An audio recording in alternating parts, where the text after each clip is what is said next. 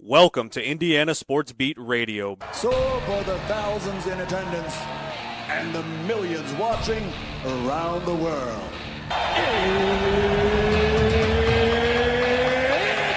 Time! 3 on the way.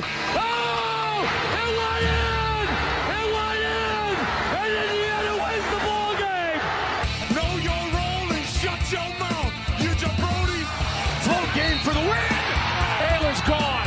Goodbye. Touchdown, Indy. Woo! IU. America. They got a football team now. It's pretty simple. I win. Google me. You know that I'm the cream of the crop. Oh, now, here's Jim Coyle.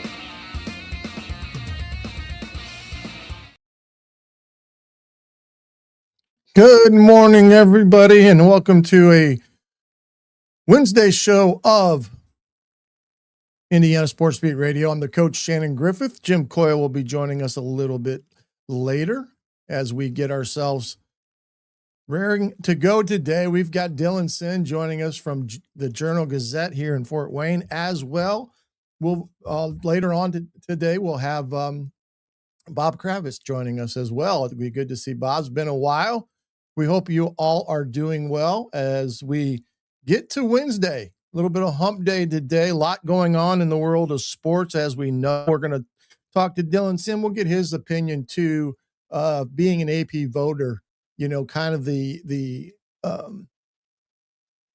things that he looks at with that. And he's been very transparent over the years when he votes for the AP and actually puts out his vote, who he voted for. So it's good to get his take on that, to see, you know, kind of what his thought process is in that, because again, I think the more we know what those type of individuals go through, it's better to understand their point of view sometimes on things. But again, we'll also talk to him about the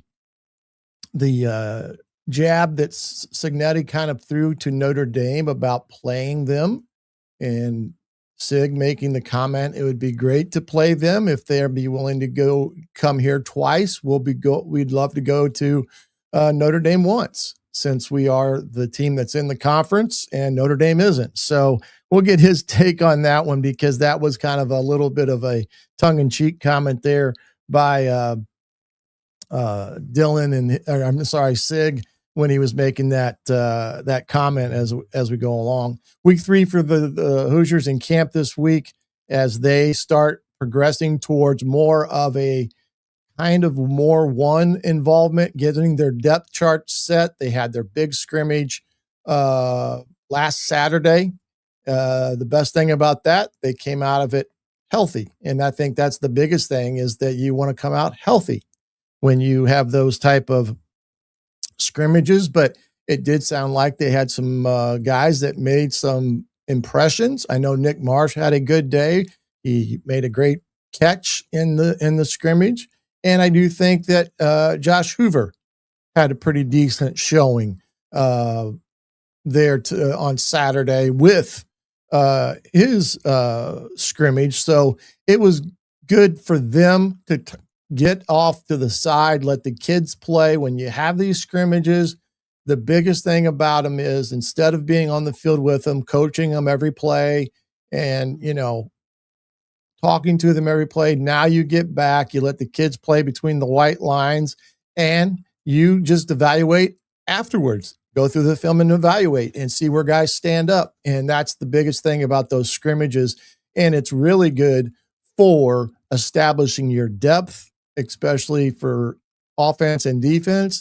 And for the defense, when you've got a defensive line like that, it's a pretty easy combination there to throw out you 4 guys and, okay, give me 4 more to go in there, because they're about the same. So it's kind of a unique situation that they have there. But everything came out good with that scrimmage. And I know this week they'll be really defining their roles as it pertains to offense, defense, and of course, how does special teams play in the part? I think one thing that we'll see this year that we may not have had in the past, we're going to see more guys that are just strictly special teams players. And being that you do not have to worry about a red shirt anymore, usually in the past, you could play a kid for 4 games, and then you had to make a decision whether to sit him the rest of the year to preserve his red shirt or to continue on with him playing and therefore blowing his red shirt. Now it's just a 5-for-5 model, which gives coaches a better opportunity to keep guys engaged in your program that may not be ready to be a full-time offensive or defensive player, but can help you in special teams and give them a defined role, because kids want a defined role. And now they can do that, especially keeping them involved in playing. So that's what I look to see with some of these special teams. You're going to see some guys that are just strictly special teams guys. It may be first year, second year guys that maybe are third on the depth chart, maybe a little lower, but they can find their way to the field with special teams. So that will be a unique thing to get an idea what's going on there with those type of individuals. So this week they'll have another scrimmage. I think I want to say it's either the middle, later, like Thursday, but it may be Saturday again, but I'm not sure. But that one will kind of be the final one before they start gearing up for North Texas as we fastly approach September 5th there in Bloomington. Also, the Colts the other day signed Keenan Allen. Played for the Chargers, I believe. He's a wily veteran. They signed him as, wide receiver. And I know Bob Kravitz has a piece that he does on his Substack writing and such about that pickup, and we'll get his take on that as well. And again, it's going to be interesting here because the Colts, without Antonio Pierce and his uncertainty, they probably felt they needed to get an extra guy, get a guy that's been in the wars that they can go count on. So we'll get Bob's take on that as well. And then, of course, talk maybe a little bit later on about the rising cost of roster management. This year, it is reported that LSU is at the top of the heap when it comes to their roster costs, somewhere around $40 million. So that is a unbelievable number when you start to think about it, but dive deeper into it. It may not be that bad, but it'll be interesting. One team that wasn't there in the top in schools that are spent on their roster is Texas Tech, because last year there was rumors that they had spent a ton of money. And all of a sudden this year, they're not even mentioned in this article about roster costs. So it doesn't surprise me that LSU is the top of the heap when it comes to that situation with Lane Kiffin. But you can see everybody is starting to understand the rules of the game. College administrators, ADs, you name it, and they're finding ways to create these revenue streams that can help their rosters. You're going to see the patches on the jerseys. That's another revenue stream, but they're going to have to be creative with it to help facilitate what is needed to be a competitive team in today's college football world. And it doesn't really mean just college football. You can say basketball, you can name a bunch of them. But Sig has already talked about the cost of the incoming freshman class and how much that has gone up. And with now having one portal, that also plays a part in it, because everybody is going to will probably want some of these same guys. And all of a sudden you're going to get into a potential bidding war for the services of someone, which also raises the cost. So it's a dynamic that we're all facing in college athletics. And it's interesting to see how they're going to approach it from a revenue stream, and how can they create those revenue streams that are outside of, the profit sharing, revenue sharing, and some other things that they do with NIL. And that cannot be the sole resource that you can have there at your disposal as a coach. So we'll see, that's kind of an interesting thing with it too. And also, I don't know if you saw this, and I brought up a little bit yesterday, but we will probably talk a little bit more about the Jayden Daniels, the former quarterback who's at Washington now of the NFL, and LSU's jersey controversy. But we'll talk about that a little bit later. We're going to step aside, take our first break today. When we come back, Dylan Sin from the Journal-Gazette will be joining us, all right here on Indiana Sports Beat Radio. Andy Moore Honda Bloomington has the deals for you, like great savings on the remaining 2025 Hondas. First-time buyers get more than expected. The Honda Civic and HR-V are the most popular vehicles for first-time buyers in the U.S. Andy Moore Honda Bloomington also has a quality selection of pre-certified used vehicles. And check out the selection of Andy Moore Honda Bloomington's 2026 models, like the Honda Passport, Honda CR-V Hybrid, Honda Ridgeline, and more. ISB Radio with Jim Coyle is brought to you exclusively on The Zone by Andy Moore Honda of Bloomington, Bloomington's #1 Honda dealer.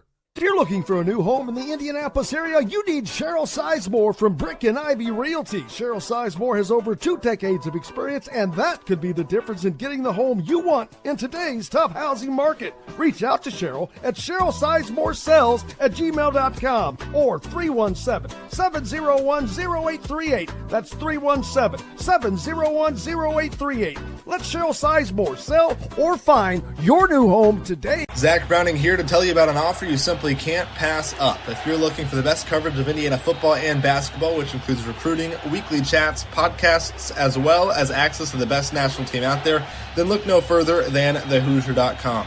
The best part, it's just $1 for the first week. Oh, and did I mention that you get a full year of access to The Athletic when you sign up? You can't beat the coverage, and you can't beat the deal. So head over to thehoosier.com today and sign up for just $1. It'll be the best decision you ever made. Bored, Bloomington? Dave & Buster's can fix that. Eat and drink your way through our all-new menu. Play half-price games every Sunday through Thursday. Watch all your team's wins on a 40-foot screen and 30 HD TVs. And level all up with the high-flying human crane that puts you in the game.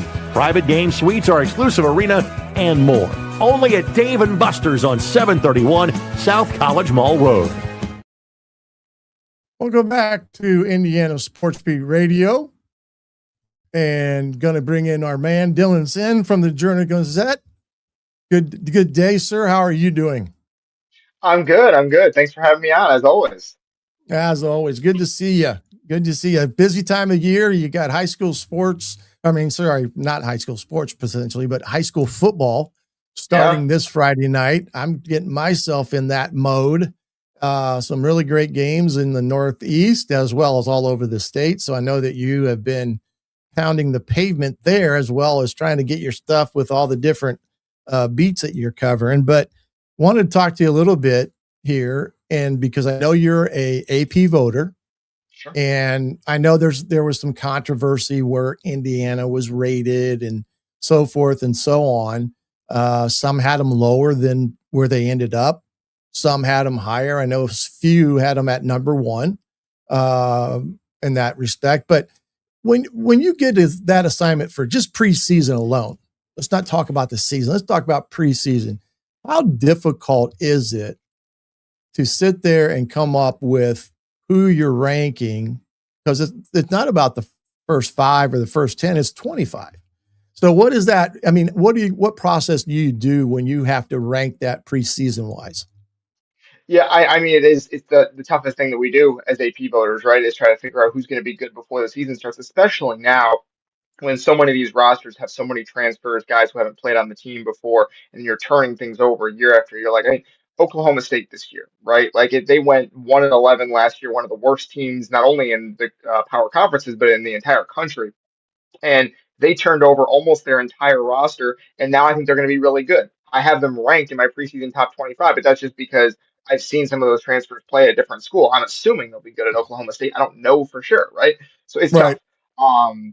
But yeah, you have to go through as many preseason magazines as you can, try to figure out where these rosters are, try to figure out who has what back. A really invaluable resource for me is Bill Connolly of ESPN does what he calls returning production rankings, where it's like, all right, how much do you have back, but also how much did they produce last year? Like how good were they last year? And so they kind of factor in, okay, how many starts do you have back? How valuable were those players? Does a really good job of that. So that's a valuable resource for me. You're just trying to find as much information on these teams as you possibly can, probably skewing your rankings toward who has a lot back. It was pretty good last year. Yeah, I mean, I know it gets to that scenario where you're trying to really decipher who's in, who's out when it comes to that stuff. And again, I think it may be a little bit easier when you think about the first five in that regard. Does it relate to maybe who's returning at the quarterback position? Because when I looked at the top five of that vote, one thing that stuck out to me, those five teams had a starting quarterback returning. Probably all five of them will be Heisman Trophy candidates. Yeah. It certainly makes it easier to kind of tell it. So that's what you're doing with the preseason poll, right? Is you're telling a story about each team. What is this story that you're telling about each team? And it certainly makes it easier to tell a story about a team if they have a quarterback back, not just a quarterback back, but someone who was good last year, right? Like I have Oregon number one in my poll this year. Oregon was great last year. They bring back basically that entire defensive front, which was awesome, and they bring back Dante Moore and a bunch of receivers. Like I think it's a pretty easy story to tell about why they're number one, right? Dante Moore is probably going to be the number one or the number two draft pick next year. He would have been number two behind Fernando this past year. You don't usually get a guy like that coming back to college. It just doesn't usually happen. But in the era of NIL, now you do a little bit. So that's kind of how I do it. I try not to over-index on is the quarterback back. We saw last year why that was with Clemson and Penn State. Now, Clemson and Penn State both had other reasons last year that people thought they were going to be really good. Penn State returned both of its really good running backs and a lot of its defense. Clemson returned a couple of first round picks on the defensive line. So there were reasons to think they'd be better than they were, but you could over index on the quarterback and say, well, just because they have the quarterback back, that means they're going to be good. And frankly, I think a lot of people have done that with Ohio State this year. I have Ohio State being number one to me doesn't make a ton of sense. I know they're going to be good. They're Ohio State. They're always good. But just because you have Julian Sayin and Jeremiah Smith, they lost a ton. I think it was 3 top 11 picks on that defense and 4 first rounders. It's a lot to replace. So you have to figure out, okay, what story are you telling, but also are you over indexing on quarterback? Yeah, and I guess that's the question is with some when you look at Indiana and they're at 6, like I said, some of them had them down like 12th, 11th, further down. And there are some that had them as the number one pick. And I'm assuming that's because they are the defending national champion from last year. Now, the unique part of it is the first time in like 15 years that the national champion had not been in the top 2 of the AP vote. So when you look at Indiana, what was your feelings with them and, kind of how you hypothetically looked at them? Yeah, I think the thing with Indiana, and I understand the people who think they're being disrespected. I do. I understand what people are talking about. I think the difference with Indiana is that yes, we understand based on last year that like overall talent rankings don't matter as much as they used to, right? You can win in the portal so well that you win a national championship despite being I think it was the 72nd most talented team in the country is what IU was last year. Remarkable, right? But their high school recruiting is still not at such a level where you can just pencil them in just because they're Indiana, right? Mm-hmm. And so but they do have a ton back. I think that it's fair to say they have a lot back in terms of the high-end talent on that roster. You bring back Tyreek Tucker and Carter Smith are All-Americans. Charlie Becker is a preseason All-American. Elijah Hardy is a preseason All-American. Isaiah Jones is the preseason All-American. That's a really, really, really high floor that Indiana has, right? But you are asking Curt Cignetti to go to bat 1,000 in the transfer portal again, right? That's what he batted 1,000 basically, just about over the last 2 years, and bringing guys in, having them hit and be valuable players. My assumption with Indiana is that is not possible to do forever, right? I understand Curt Cignetti to me is the best evaluator of talent in college football. I don't really think it's in question at this point. But you can't, to me, it's going to be very hard for him to keep doing it over and over and over again as long as their high school recruiting is still 30th, 35th in the country, right? It's really hard to build a championship program year over year like that. We haven't seen it done, right? So what I tried to do is I split the difference a little bit. I have IU at 5. And I understand it's a little bit different than most former national champions who bring back their coach. I think that was the stat, was that if you bring back your coach and you won the national championship, you were probably going to be in the preseason top 3 the next year, almost certainly. And I don't have IU in the preseason top 3 this year. I have them 5th. I understand why people think that's disrespect, but there are holes in that roster that they patched with transfers, right? At safety, at corner, at defensive end, at running back, right? But on the offensive line to some extent, a quarterback, obviously, right? Right. So you're eventually, Curt Cignetti has done incredible, beyond belief, at bringing in transfers that have hit over the last couple of years. Asking him to keep doing that at the level of we are going to be the best team in the country, that's asking a lot. I think at some point he's just going to miss at some position. He and his staff are just going to miss at some position and there's going to be a weakness on that team that's just, you're not quite as good, and maybe you're the 7th best team in the country. I don't think that's particularly unreasonable, and so we'll see how that goes. And yes, I do understand some people just make national champion number 1. Totally get it. I think that's fine. If you want to do that, if that's how you do your poll, fine. I used to do it that way. I don't anymore, just because I think it's a new season. And we're being asked what are these teams going to be this season? But I understand for some of those who are just like, well, they haven't lost. They're number 1 until they lose.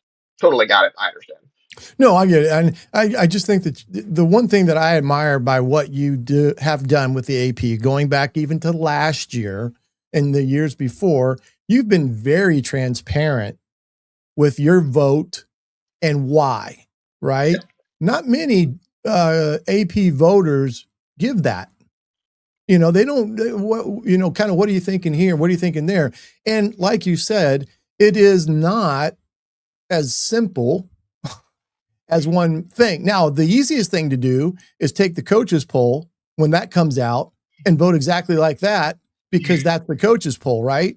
And there were probably guys that are writers that do that because maybe they feel like they don't have enough time to really sit down and evaluate it. So they pick up what was there. And, if somebody got beat, we're going to drop them here, drop them there. But it is one of those things that I think that you've been very transparent over the years. And it does give a little bit of an insight on how somebody may be thinking or not thinking when it comes to their AP vote. Like, I know one AP voter had Texas Tech in their top 10 ahead of Indiana. You know what I mean? And I think some people look at that and go, wait a minute, that doesn't jive even with what's even in front of them. I mean, Texas Tech comes in from left field. Now, is that done to stir debate? Is that done for whatever reason? I'm sure you probably think the same thing, is that it's done to stir debate, in that respect. When you compare a Notre Dame to an Indiana, the first thing that jumps out at me is CJ Carr's back at quarterback for Notre Dame. That's one of the biggest differences in a lot of people's mind. As you said before, they got to, Indiana has another transfer quarterback. Not to say that he isn't good, or he's not going to be one of those guys that could come on the scene and, light it up. But you've got that on top of maybe what Notre Dame brings back defensively and all that. And that may have been why people gave Notre Dame an edge over Indiana in their poll. I don't know if that's a correct assumption. I'm just trying to read the tea leaves. What would you say to that aspect of the vote? Yeah, as someone who did have Notre Dame ahead of Indiana in the poll, I had Notre Dame number 2 to start the season, right behind Oregon. I think they're awesome. I think they're going to be very, very good. Part of it is CJ Carr. I think that's fair to say. He was very, very good last year, but a lot of it is that defense, which after making a couple of personnel adjustments, after the first couple of games where they were really poor, played like the best defense in the country the rest of the season, and they bring back a ton of it. Like, you don't see the type of returning production. We talked about that term earlier. You don't see the type of returning production Notre Dame has on defense very often in the portal era, right? They bring back basically their entire secondary, including the best corner in the country in Leonard Moore. You bring back basically the entire linebacker core, which was very, very, very good last year, including Kingston Biliano-Asa, who was maybe the best player in the country at that position. And then the defensive line, that was kind of the weak link of the team last year. You bring in a couple of transfer defensive tackles who have been good in other places, including Francis Brew from Pitt, who was awesome for them.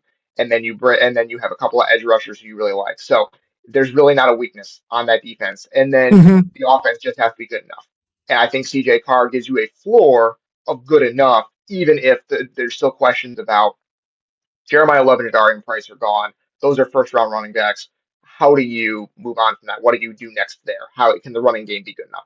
I think CJ Carr gives you a high enough floor where the offense is not going to lose you games and the defense is going to win you some of them. And so I'm really high on Notre Dame. I think they're going to be great. Everyone's looking forward to November 7th when Miami comes to South Bend. Yeah.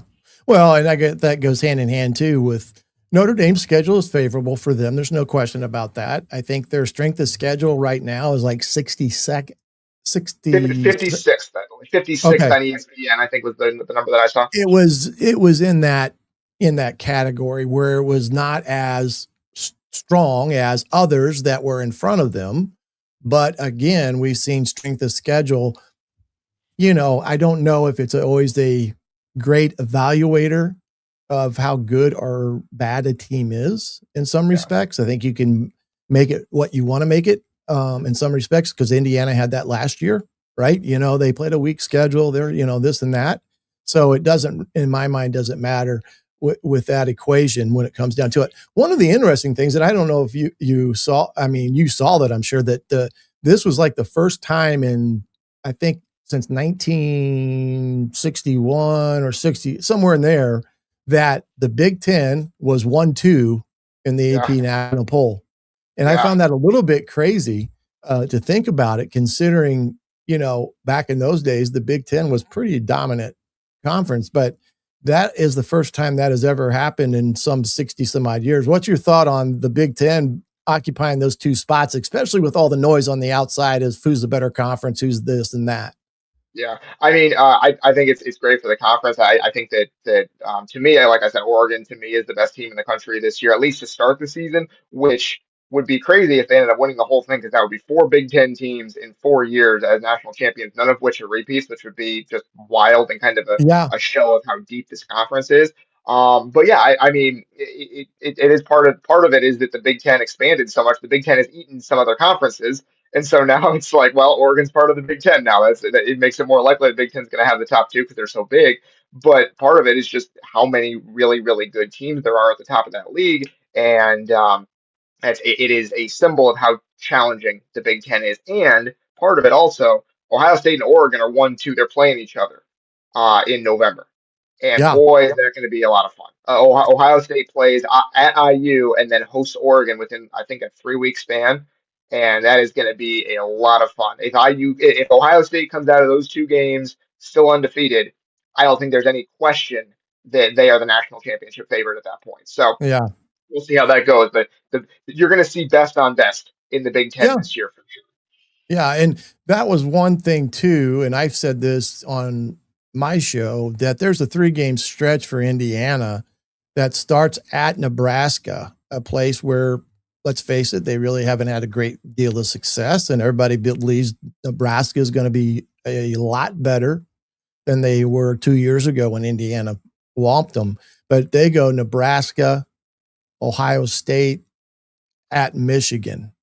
And those 3 games are going to be the games that probably really determine, that trajectory for Indiana before they get in that latter part of the schedule, because they still will have USC, which will come into Indiana at that time as well. So it's again, like you said, the Big Ten this year definitely is going to have a little bit more good on good type of scenarios out there that are in the middle to the, latter part of the schedule, which really, really establishes the hierarchy in the conference, but also in the national poll and as it pertains to the college football playoffs. Now, that's another thing. It's going to be interesting this year on the college football playoffs, and with everybody playing everybody a little bit more, there's going to be some teams that are going to have 2 losses that I don't know, does it get in or does it not,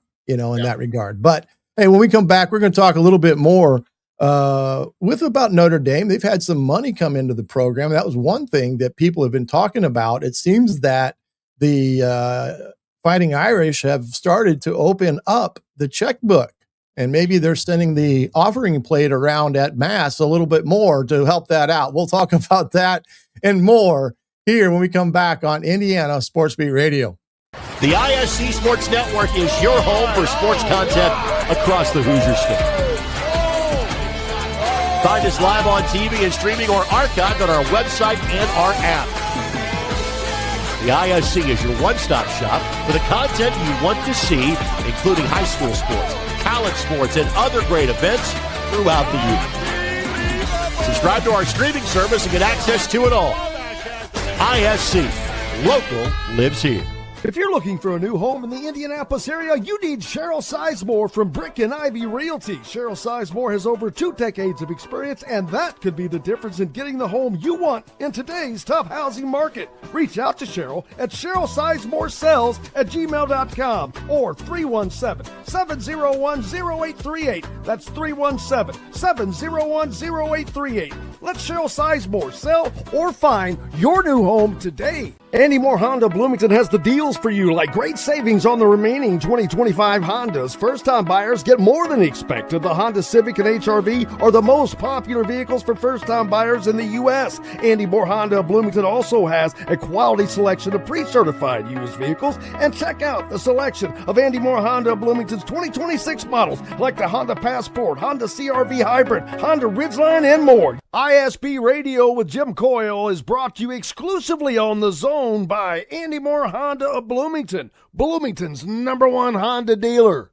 Dave & Buster's Bloomington is the place to eat, drink, play, and watch. Enjoy half-price games every Sunday through Thursday, a new menu to dig into, and next-level upgrades like private game suites, the high-flying human crane that puts you in the game, our exclusive arena, and more. Only at Dave & Buster's Bloomington, 731 South College Mall Road.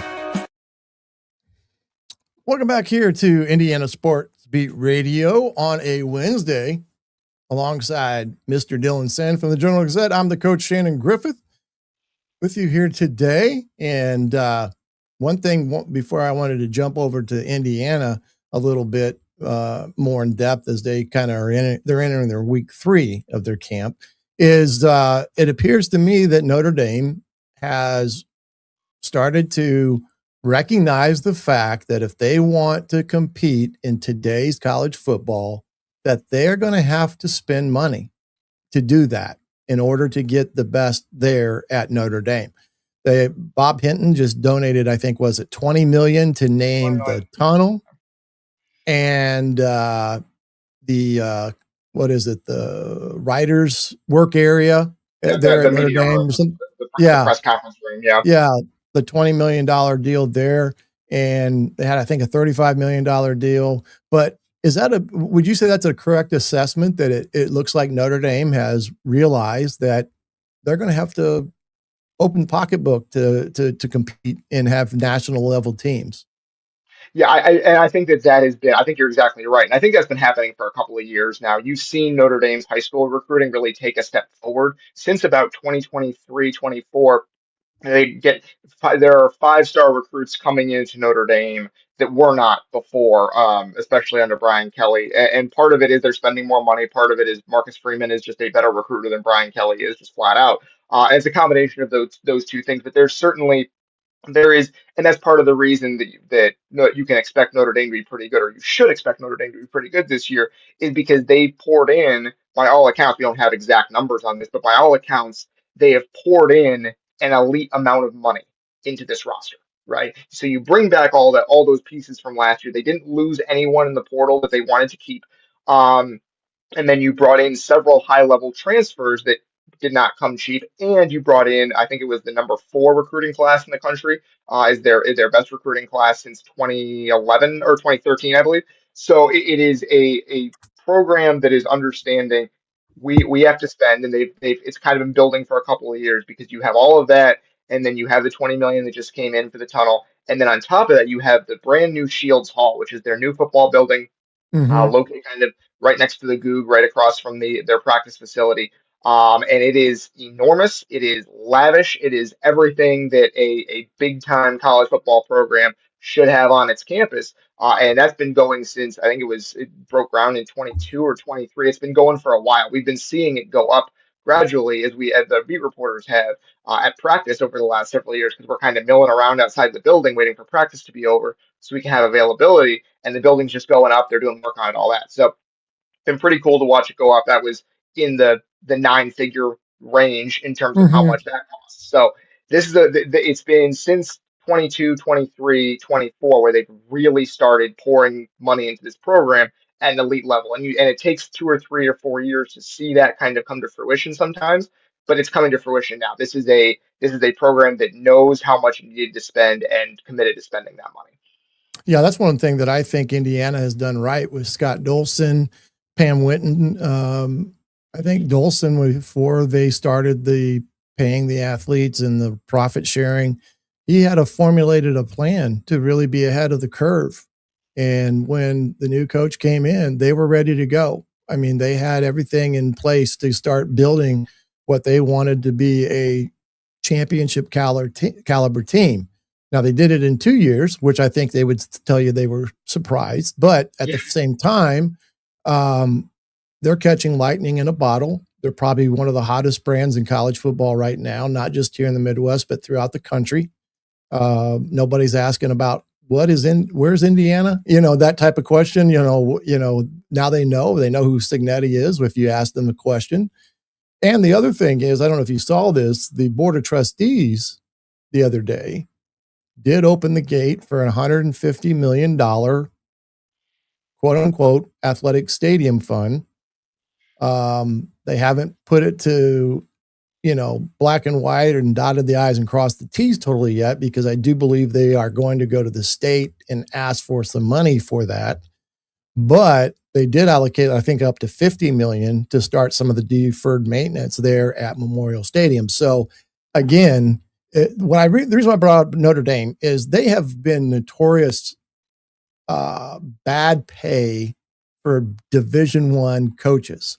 I mean, they were so far behind in that category. Their attitude was more like, you're getting to coach at Notre Dame, so we don't need to pay you a top salary. That alone brings you a lot of prestige. Well, Brian Kelly changed that perception, and now they've got it to the point where Marcus Freeman's making a pretty good chunk of change. The coaches, a good chunk of change, and then this with the addition of opening the purse to be a top tier program. That new facility that you just talked about, they have a Heisman Trophy room that's pretty impressive. Have you seen that up close? So they have not done media tours of that yet. I assume they will at some point, but all we've seen is kind of the video of the program released, which to be clear is impressive. Oh yeah.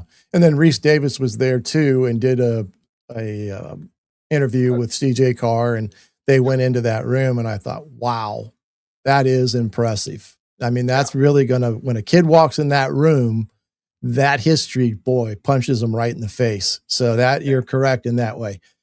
I just want to say really, because that is something I think that we need to emphasize. And I understand that we have a lot of Indiana people listening, and they're probably tired of hearing about Notre Dame, and I understand it, right?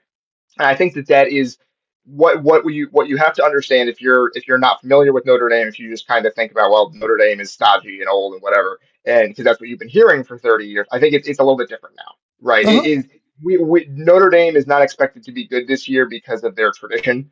Notre Dame is not expected to be good this year because they have gold helmets and they have Notre Dame on their chest. They're expected to be good this year and in the future because they are pouring money into the program like Mhm. an elite level football team. Like that, they are doing everything necessary to make themselves an elite level football team. That doesn't mean they're going to win a national championship this year or next year or the year after, but it means they are going to be around. And so I think it's one of those things where a lot of people just assume the hype is false because we've seen Notre Dame teams get overhyped before. But in terms of what we can know before the season starts, they bring a lot back and they poured money into the program. Mhm. That's the best formula we have right now in college football for are you going to be good or those two things, and they have them. Well, and the bottom line is it doesn't, in some respects, yeah, the money matters in terms of what you can attract. But at the end of the day, it's about productivity. Yes. And I don't care whether you're CJ Carr or Marcus Freeman or, for that matter, Josh Hoover. If you don't produce at some of the top positions, you're not going to win. And that quarterback position is imperative because you saw what Fernando did last year in key games where he made the play to get them over the hump to win. That's what CJ Carr is going to have to do. That's what Josh Hoover's going to do, or anybody that there's going to come a time when they got to make that play and they can't be 50-50 on it. They have to be top notch. But yeah, I get. Yeah.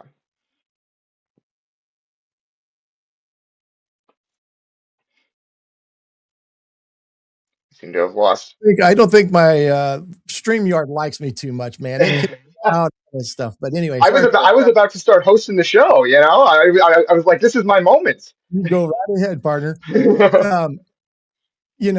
When you look at this Indiana Hoosier team, and not what I was trying to say about Notre Dame and stuff. No, I think you got to be able to cover the state of Indiana when you've got teams in it that play big time football or the Midwest, and it's a big team, Big Ten team. I mean, look at the Big Ten's got a lot of potential contenders. Indiana, you got Oregon, you've got Ohio State.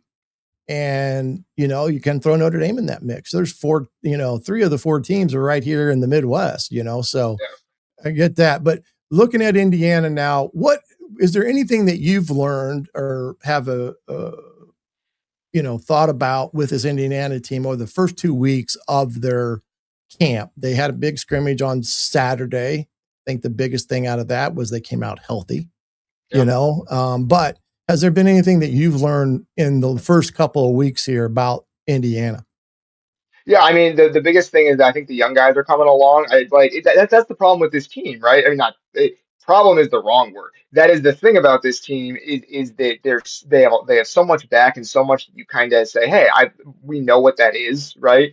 And part of it is there's not a ton to learn out of camp that is that Curt Cignetti is going to tell you, right? Because he's sometimes cagey, sometimes he's very open, but sometimes he's cagey about things. And so I think the biggest thing we've learned is that they're excited about a lot of young guys, right? There are young guys in this team that they really like. I think that the overall takeaway is that they are where they need to be, and that the reason that that's important, and that's not just coach speak, is because Cignetti himself said at the beginning of camp, we need to have a big camp. We need to take steps during camp to find leaders, to find players at certain positions, to do what we need to do before the start of the season. And then he said a couple of days ago, we're on track. So by all accounts, what Curt Cignetti is saying is that he believes at this point his team is where it needs to be in order to be ready to have a very, very good season. I think that's the thing we've learned the most. But beyond that, the number one thing to me is that some of the young guys are good. Like they might not play this year, they might not play huge roles this year, but the young guys are good. I think Byron Baldwin's going to be really, really good. A name we've heard several times now is Davion Chandler, who I don't think it's possible for him to get a ton of targets this year because of what they have at receiver, but that's a name to know for the future. So they like the guys they have, not just for this year, but going forward. And that to me is the most exciting part. Yeah, it sounded to me yesterday, but with Davion, and he's a kid that I've kind of picked to be have a breakout year potentially. That he's right in the mix for that, being in the top 8. because of what he can do, because he can play inside, he can play outside. And then you got LeBron Braun, too, that we can't forget about his ability on top of the others. I know Preston's struggling a little bit, but he's got the talent, man, and he's got the speed. So, from that standpoint, would you say the same thing about the offensive line, about the younger guys? Because I know for me, and I think we've even discussed this before, little concern about their overall depth there, but it does sound like they've got 4 or 5 guys that they think can play if needed, even though they're first year, second year type of players. On top of the fact, these guys are 6'5", 6'6", and they're starting to resemble what Coach Bostad had at Wisconsin in terms of size. Yeah, I know. I think that's exactly right. And offensive line is one of those places where you don't want to see the depth, right? You'd rather play 5 guys most of the season. That's just not how it works, generally speaking, right? Like you're going to have an injury somehow, somewhere. We saw that 2 years ago when Drew Evans went down. We saw it last year when Drew Evans went down again. We saw other injuries on the offensive line. You had to throw Adamiola Johnny in there. So you're going to have to see the depth at some point in the offensive line this year. Some of those young guys are going to have to play.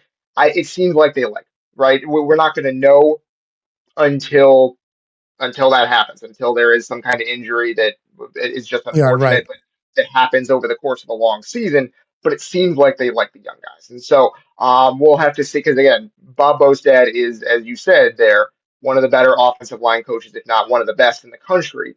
And so he is going to get those guys ready. And then it's just a question of, hey, you're a young guy, go out and execute. Right? Like, can you not only do your job, but fit in with the overall makeup of this line? And so that's the question for those young guys, is we know they have the physical tools. IU has recruited pretty well along the offensive line for size and athleticism these last couple of years. And so the question is now, can you execute? And Bostad's about as good as you're going to get at getting guys to execute their job. Yeah. And again, one thing that he does that I think is an important part to point out with the offensive line, they have as many as 4 or 5 different guys that go at center during practice with the 1s and 2s, because the importance of that position, because if you can't snap it, you don't have a play. It doesn't matter how good you are. And that's the one thing that they're trying to accomplish, is who's that next center that can step in and do this or do that.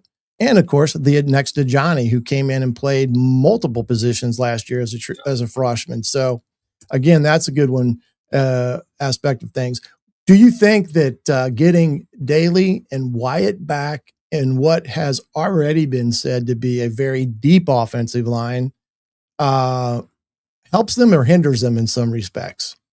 I understand why you asked the question, right? Because and I've been wondering about this too. Is it's an interesting locker room dynamic. It's actually probably unique in the history of college football, this locker room dynamic, which is we brought these guys in from the transfer portal. We brought in Chidi Obiezor and Tobi Osensami and Joshua Burnham. Those guys were brought in on the edge to replace Stephen Daly and Kellen Wyatt, right? That was the idea, was to bring in proven production there to play those spots, right? And now you bring Wyatt and Daly back, and you're not sure when they're going to be ready to go. Like Cignetti has said good things about their conditioning, but I would be shocked if they are huge factors in the first 3 weeks of the season, just because they weren't in the program during the offseason, right? They don't know about the little tweaks that were made. They don't know about, they can't be in perfect shape because they weren't working out with the team all offseason, right? And they were both coming off of injuries. So you have these 2 guys who could be all Big Ten, all American level players, but then you also have guys you brought in to replace them, and you're trying to throw all that together in what should be maybe the deepest defensive line in the country. But how does that work in the locker room? And also, you have this whole specter hanging over your head of, are Wyatt and Daly even going to get to play? Because at any point, that court ruling could get reversed and they could be ineligible again, right? Yeah. And so it is a really delicate balancing act that has to be done by Cignetti, by Brian Haynes, by the defensive line coaching staff, to be like, hey, how are we going to work these guys in while getting everyone else ready, preserving everyone's ego as best we can, and keeping whatever they don't make promises for playing time in the transfer portal. They've made that very clear, but keeping whatever promises for opportunities that we made to these 3 guys we brought in addition to Daniel and Ndukwe, who I guarantee believes deserves a shot himself, right? It is one of those things where that's a deep talented defensive line, one of the best in the country, if not the best. How do you balance all those guys, especially with the possibility that Daly and Wyatt might not be able to play after, like, it could be week 5 and they're declared ineligible suddenly after they had 2 tackles for loss each the week before. Now what? Yeah. Right? Yeah, I know am that. fascinated about how that goes. I know that kind of still hangs out there, but I think some of that was taken away like a week ago when their appeal was denied. But we'll see, because it could change, like you said, on a dime. Yeah. The one thing that helps that position in terms of what you just talked about with the different personalities and things like that is they're all getting paid now. That's and right. Money has a way of making you shut up a little bit, you know what I mean? And go prove it on the field.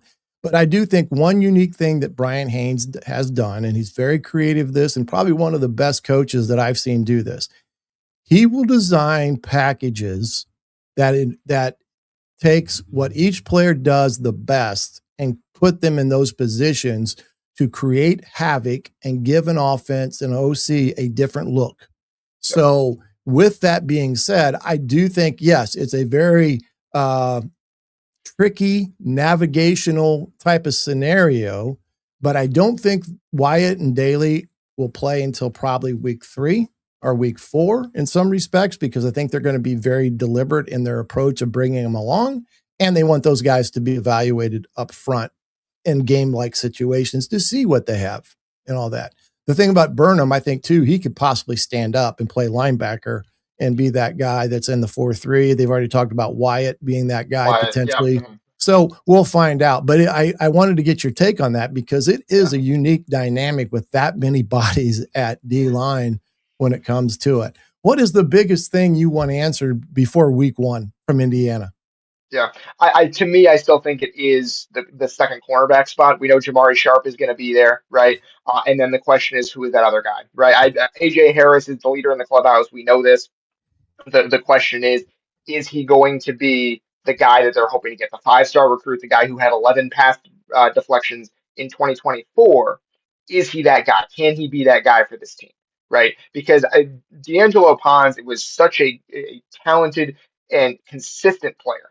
Every week he showed up and you knew what you were getting. You knew you were going to be able to just take that side of the field and it was going to be accounted for. And Jamari Sharp is a very good player, and AJ Harris could be a very good player.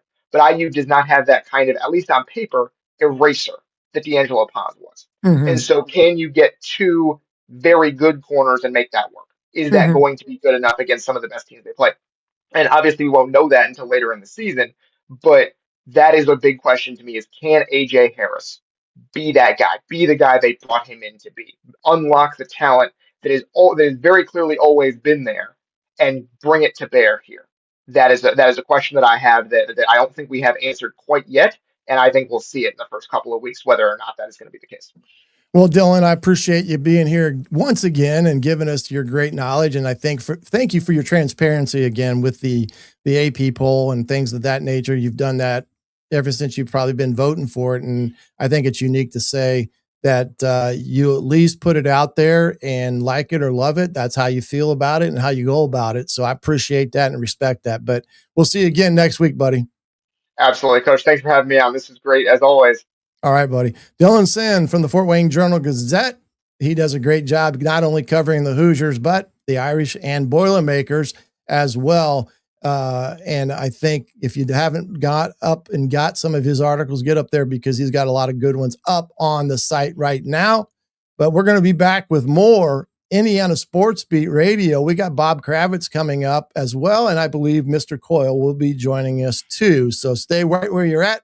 Back with more Indiana Sports Beat Radio right after these messages. Andy Moore Honda Bloomington has the deals for you, like great savings on the remaining 2025 Hondas. First-time buyers get more than expected. The Honda Civic and HR-V are the most popular vehicles for first-time buyers in the U.S. Andy Moore Honda Bloomington also has a quality selection of pre-certified used vehicles. And check out the selection of Andy Moore Honda Bloomington's 2026 models, like the Honda Passport, Honda CR-V Hybrid, Honda Ridgeline, and more. ISB Radio with Jim Coyle is brought to you exclusively on The Zone by Andy Moore Honda of Bloomington, Bloomington's #1 Honda dealer.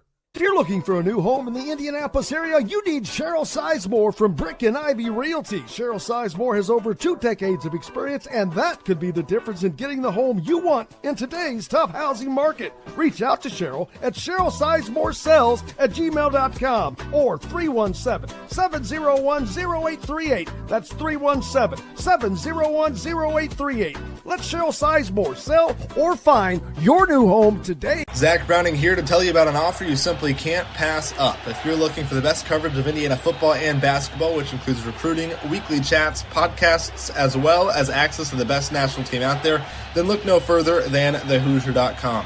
The best part, it's just $1 for the first week. Oh, and did I mention that you get a full year of access to The Athletic when you sign up? You can't beat the coverage and you can't beat the deal. So head over to thehoosier.com today and sign up for just $1. It'll be the best decision you ever made. Bored, Bloomington? Dave and Buster's can fix that. Eat and drink your way through our all-new menu. Play half-price games every Sunday through Thursday. Watch all your team's wins on a 40-foot screen and 30 HD TVs. And level all up with the high-flying human crane that puts you in the game. Private game suites, our exclusive arena, and more. Only at Dave & Buster's on 731 South College Mall Road. Welcome back to Indiana Sports Beat Radio here on a Wednesday.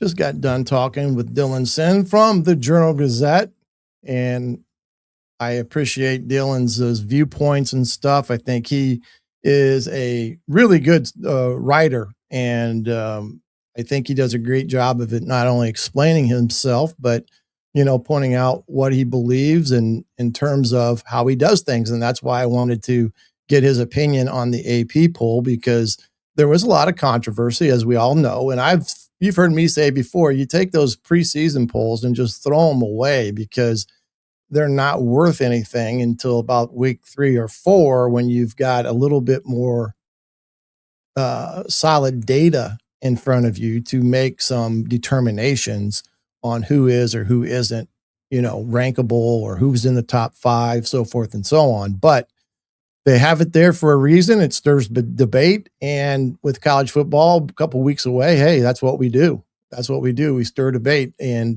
get things ready. But a couple things that popped out over this week, as a matter of fact, Michigan State is on their way to hiring their next AD from Michigan State. From Western Michigan, Bartholomew, the AD at Western Michigan, appears to be ready to be named the Michigan State AD. I know there's been a lot of controversy there. Tom Izzo has been very vocal about some of the chaos that has existed in their department there, and some of the things that have, you know, hurt them as a overall department. But the Bartholomew from Western Michigan appears to be the next AD at Michigan State. You know, he'll inherit new football coach there, and of course, one of the best basketball coaches in the country, Tom Izzo. And, you know, I don't know how much longer Izzo has, but you could tell by the frustration that he was feeling because of what transpired when the board of trustees made some decisions, especially with the leadership of the institution and then the leadership of the athletic department. It did sound like Izzo was about ready to throw it in, you know, and say, forget about it and move on. But I think they got a good one here. This guy is, you know, done a great job at Western Michigan. They had a national championship in hockey, I believe. And then their football team was MAC champion last year. So he's a good fundraiser. He's brought a lot of money into WMU, and now you're going to have a chance to do that up in East Lansing for years to come in that respect. So thought that was an interesting hire to speak about a little bit. And I think when it comes right down to it is that we're going to see a lot of these ADs now that get hired that have a very good background in fundraising. And I think Purdue, with their hire of their guy, his biggest background was raising money. And like we were talking earlier with Dylan, finding different revenue streams is going to be a very important dynamic with that. So again, that is kind of the direction that these institutions will be going. And even there at Indiana, Scott Dolson, I think, has had his hand in some of that, but he's also got one of the best, I call it, fundraising staffs around for the institution there. They're very well respected throughout the country in an arena that I was in for a little bit, fundraising. A lot of people respect what Indiana does in that department. And then Indiana and most major colleges have a dedicated person in their athletic departments under an AD title whose sole responsibility is to raise money. So we're going to see that expand as well as they move forward, because that will be the name of the game, is how much money can you bring in to make your athletic department in today's arena successful. And it's going to take more than just asking alums for money. It's going to take the advertising dollar. We talked about the patches on the jersey and stuff, but in that respect, I think it's one of those things we're going to see a lot more of as the college game evolves, even more so. But yeah, I think that Bartholomew's got a good guy at the head coaching position there at Michigan State. Tim, I think you're well spoken that Fitz is going to do probably a darn good job there in terms of bringing back some of that tradition of having tough-nosed, hard-fought teams that will play anybody anywhere. And just like when D'Antonio was the coach there, they were a very, very good football program. And they had their fair share of, wins under his guidance.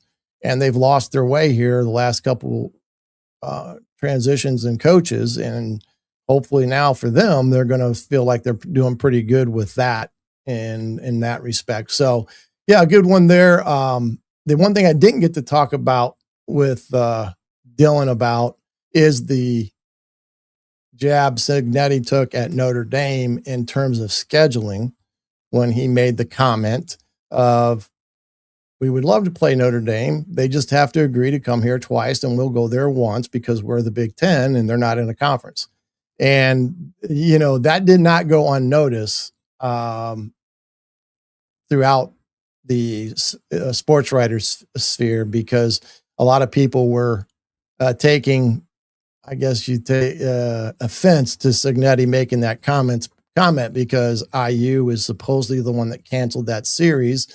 And if they are, they are. But again, I think Notre Dame felt that getting USC back on their schedule was going to be a better fit in terms of revenue generation and a new renewal of that rivalry. So, but I did think that was a interesting comment that I didn't get the chance to ask Dylan about, but maybe another time we can get him on that one. The other thing we talked about is this raising the cost of a roster that is on the uprise in college sports, and that, LSU was the team that was the one that supposedly has the top roster in terms of spending over $40 million, but some sources say it could be above $50 million.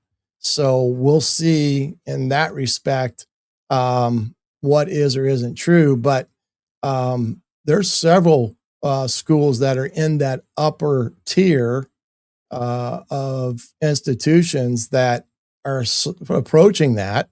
Ohio State was one that was mentioned, as was Oregon.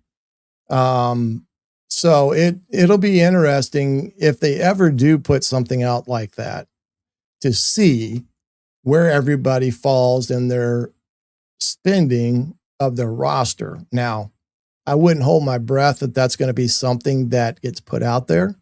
But I know last year they were talking about Indiana buying their national championship, and, they came out with an absurd figure, and, Sig kind of put a quash to that. And I think Indiana did end up spending around $30 million, if I'm not mistaken.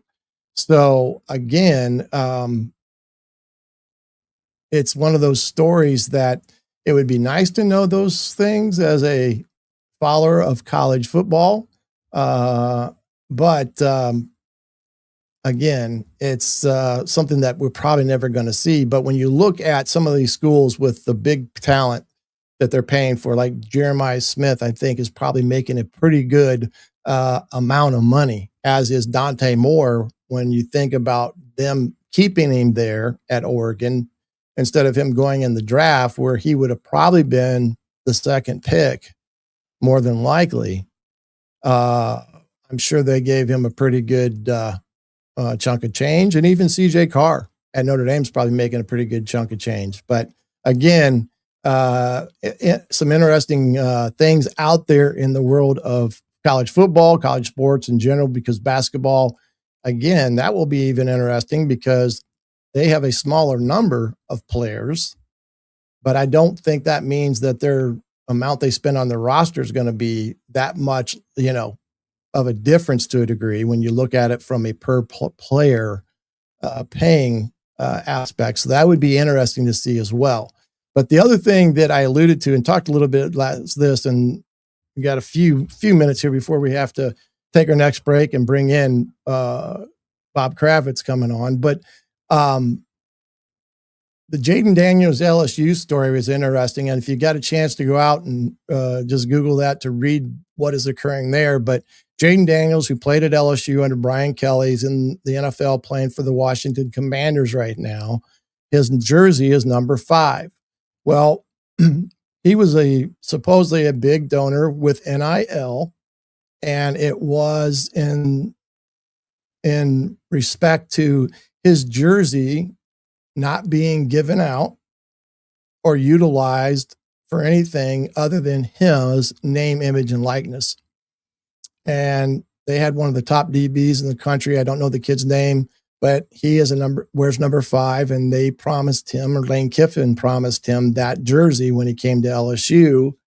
And that didn't set too well with Jayden Daniels' crew and agents and such. So they sent a cease and assist letter and basically said there's no more utilization of Jayden in name, image, and likeness until they either pull number 5 and put it back to where it was, not being utilized, or if they choose not to, then he's not going to give any more NIL money, nor can they use his name, image, and likeness on any type of university advertisement or anything like that. So,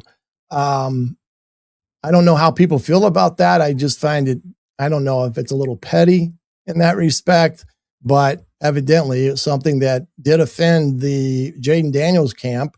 And I got a feeling that they may have played their hand there with that and Lane Kiffin, because I'm sure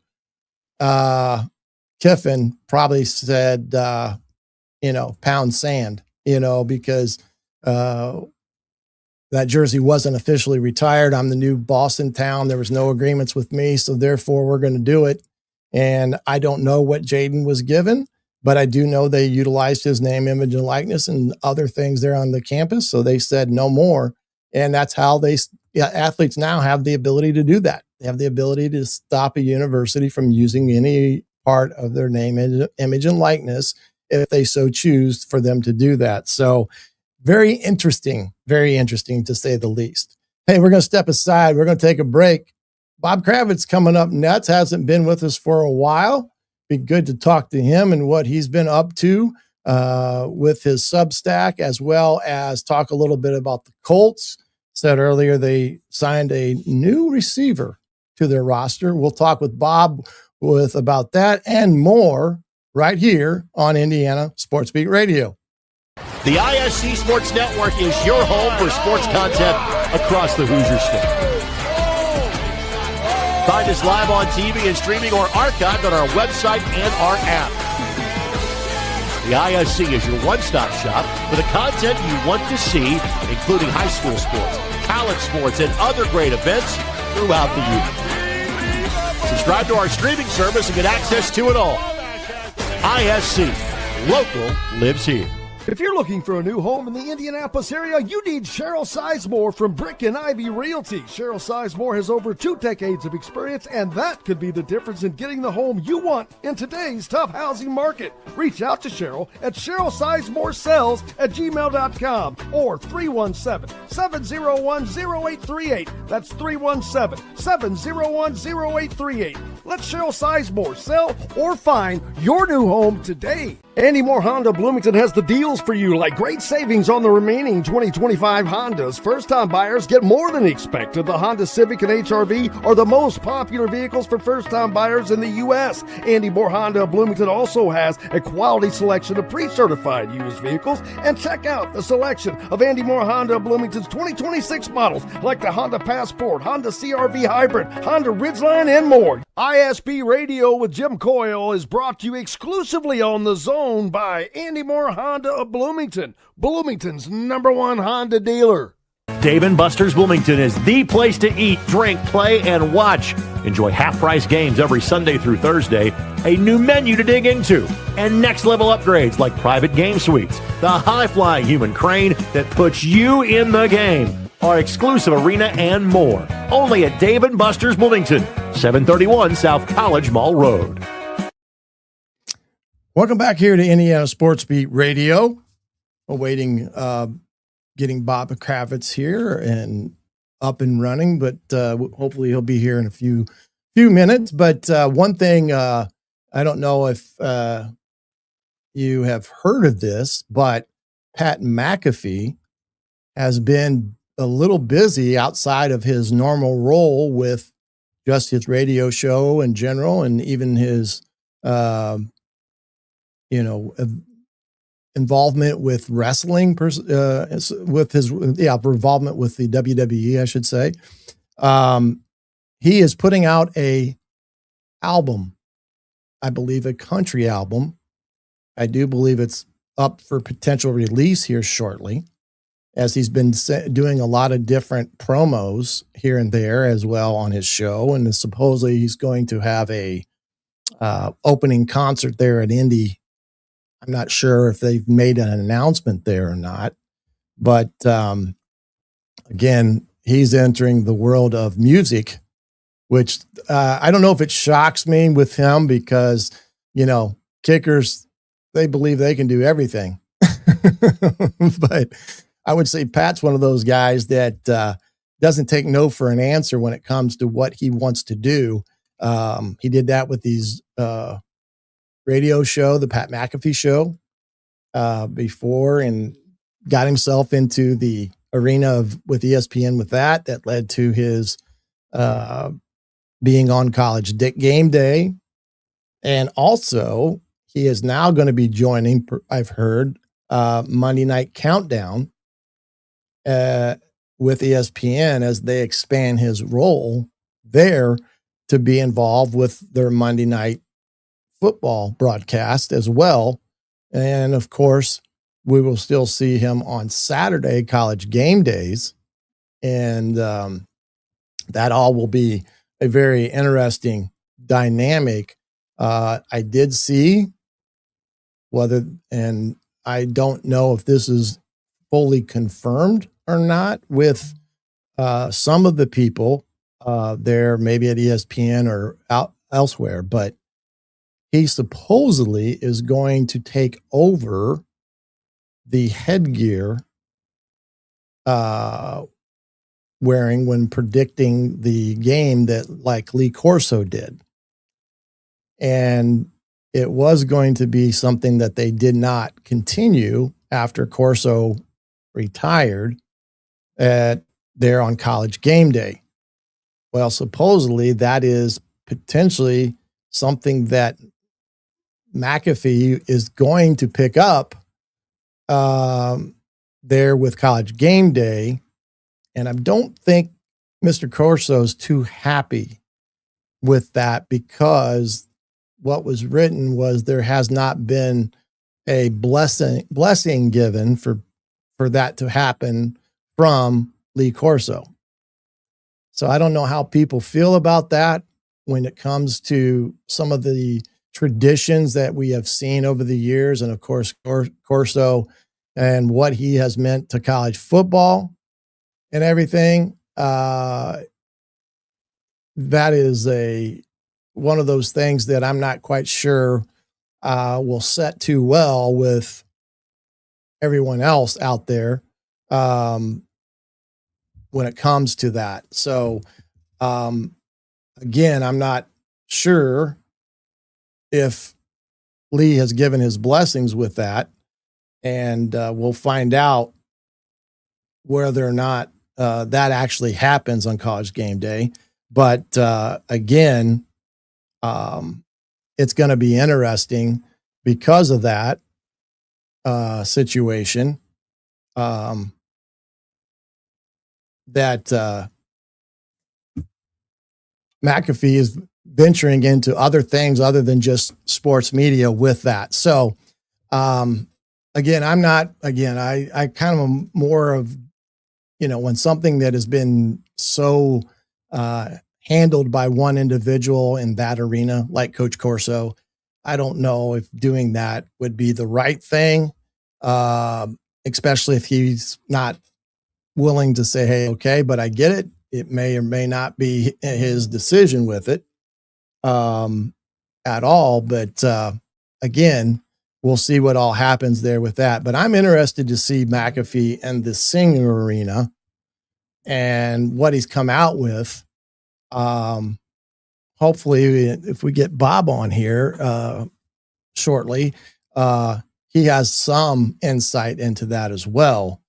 I don't know what, his thoughts on it are, but I haven't had a chance to read his Substack, where he places a lot of his writings, which I do believe is from the desk of Bob Kravitz, if I'm not mistaken. And there's a lot of good pieces there that he continues to write. And one of them was on that subject matter of McAfee doing this radio, or doing the music business aspect of things. And it's one of those deals where I think from Bob's perspective, it's McAfee starting to stretch himself a little bit too thin when it comes to what he's producing and putting out. But anyway, I thought that was an interesting dynamic to see and think about with that as well. And we'll see what Bob may have to say about all that. But again, it's a thing with Pat is that I don't think there's anything that he doesn't want to do or doesn't think he can do, as he does have a lot of confidence in that arena when it comes to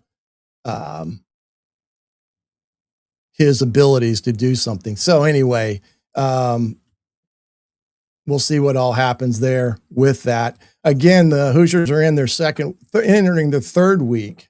And before I forget, just to pass along a couple things there. Remember, the Hoosier.com has their 75% off sale for their subscription, which is a great deal. You get everything there at the Hoosier.com, including On 3, as well as Rivals, and then The Athletic, which is another good magazine or out there to read. They do a great job. So 75% off. I think it's like $2.39 a week for that subscription. So get over the day. If you haven't gotten one, pick it up and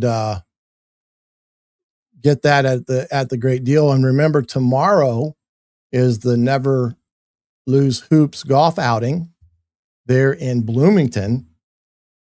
JordanHalls.com. You can go there and get any information you may need if you want to just show up and be around it. Doubt if they're taking any more entries into it, being that it's a day before that. But a great thing that they've done there for quite some time now, and it's a great event. And I know that Jim would have been wanting to be a part of it like he was last year. And unfortunately, as we know, he's just not in a position to do that right now. I know that he was thinking about doing a on site there tomorrow, even if it meant getting in a golf cart. But I just don't think he's willing to maneuver around trying to not get hit in the leg and things of that nature. So he's better off, like he said, just staying where he is, even though he would love to be there. But remember, that is tomorrow.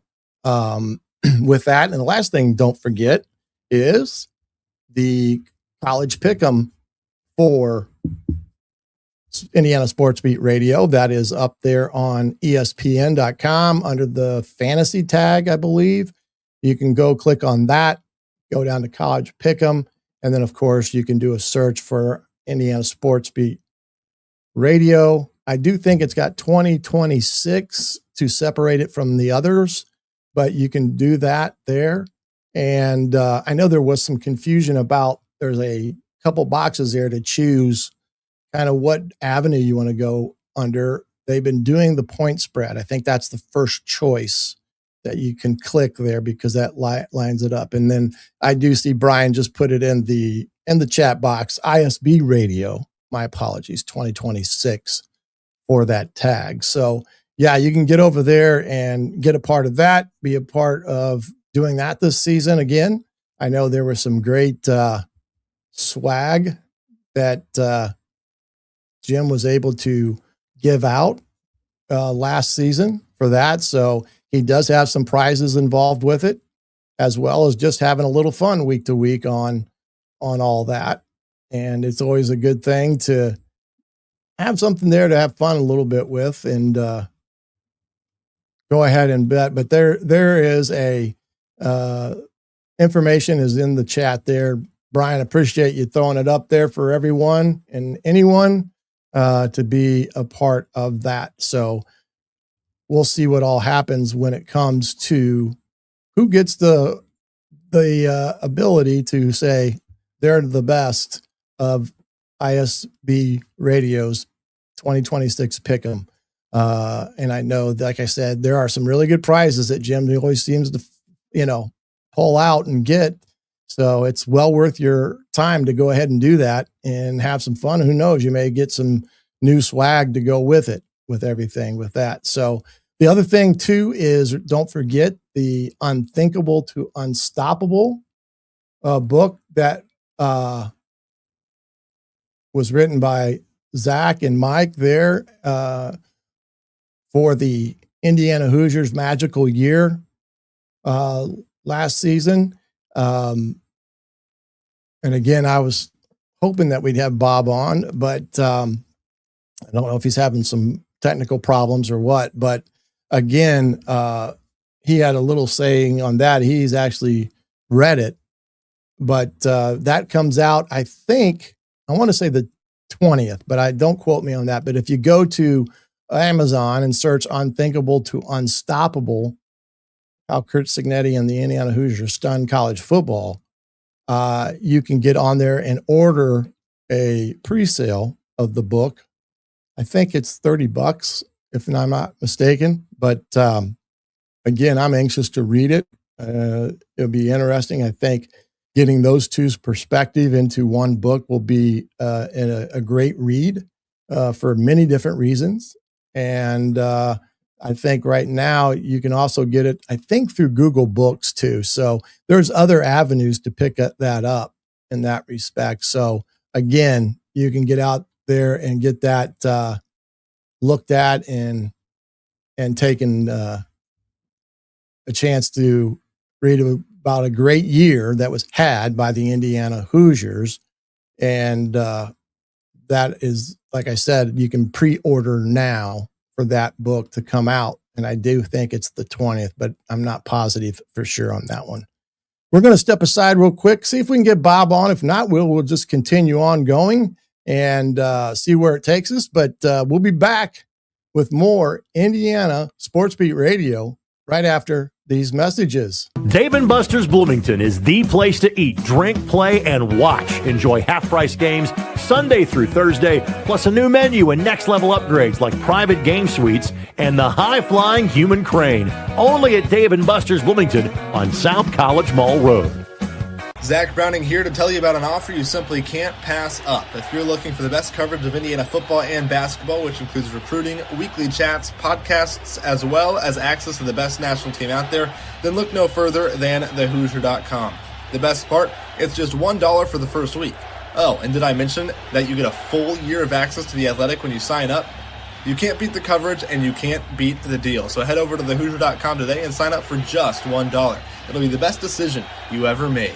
You're looking for a new home in the Indianapolis area? You need Cheryl Sizemore from Brick and Ivy Realty. Cheryl Sizemore has over 2 decades of experience, and that could be the difference in getting the home you want in today's tough housing market. Reach out to Cheryl at CherylSizemoreSells@gmail.com or 317-701-0838. That's 317-701-0838. Let Cheryl Sizemore sell or find your new home today. Andy Moore Honda Bloomington has the deals for you, like great savings on the remaining 2025 Hondas. First-time buyers get more than expected. The Honda Civic and HR-V are the most popular vehicles for first-time buyers in the U.S. Andy Moore Honda Bloomington also has a quality selection of pre-certified used vehicles. And check out the selection of Andy Moore Honda Bloomington's 2026 models, like the Honda Passport, Honda CR-V Hybrid, Honda Ridgeline, and more. ISB Radio with Jim Coyle is brought to you exclusively on The Zone by Andy Moore Honda of Bloomington,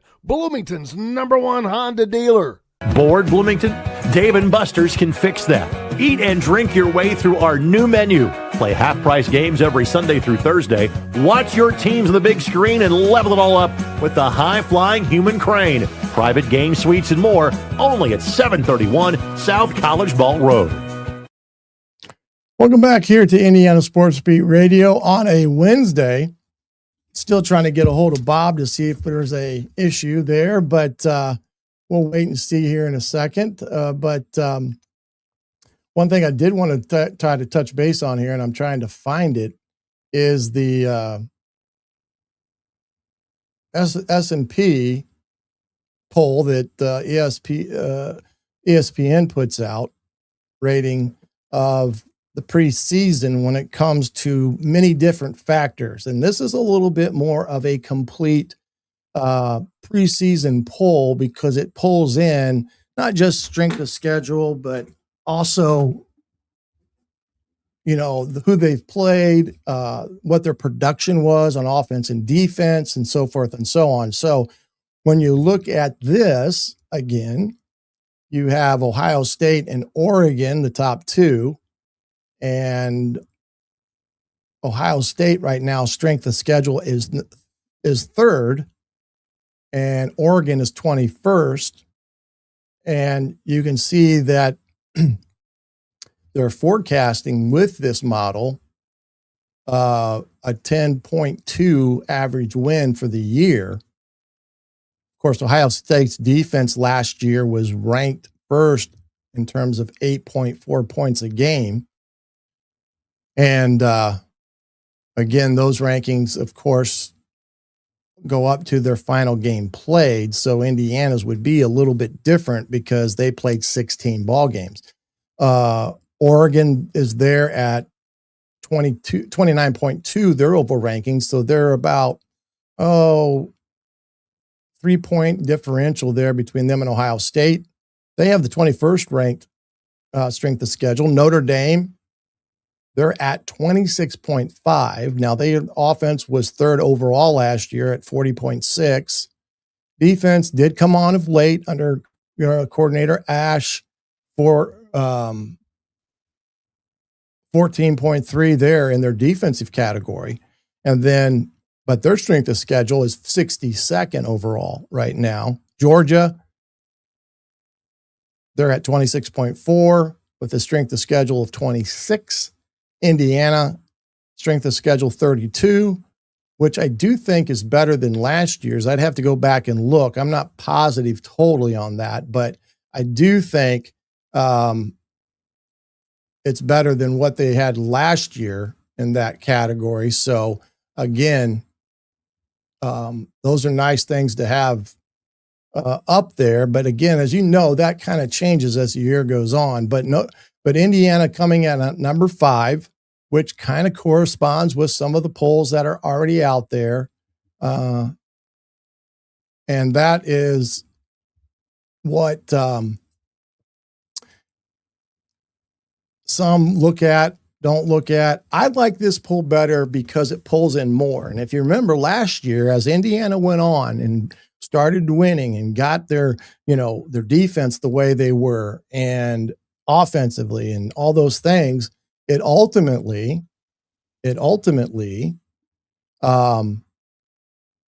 led them to become the number 1 team in this rating poll right up until, the end of the year, of course. But when they started picking the college football playoffs and where was Indiana going to fall in that category. But again, Indiana, number 5, Texas, they believe has the number 1 strength of schedule right now.